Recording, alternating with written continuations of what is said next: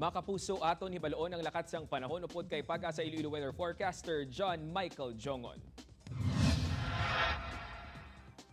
Mayong hapon sa tanan, yaring latest nga update sa panahon sining nga adlaw Biyernes, Mayo 7, 2021.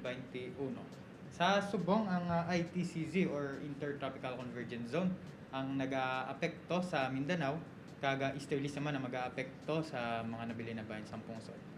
Kita subong sa Western Visayas, dala sining easterlies nga may ara kita sa nga mainit kag mapaang nga panahon, kaga may mga chances lang sa mga isolated nga mga pagulan or mga localized thunderstorms. Manginhangin subong sa Western Visayas, mahina tubtob kasarangan gikan naminhan na sidlangan, may makanay tubtob kasarangan man yung mga pagbalod sa kadagatan.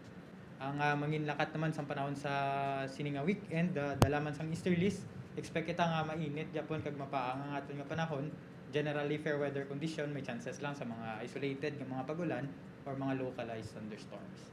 Kung may atong latest update sa panahon, gikan diri sa Pag-asa Iloilo, John Michael Jongon, ngayong hapon.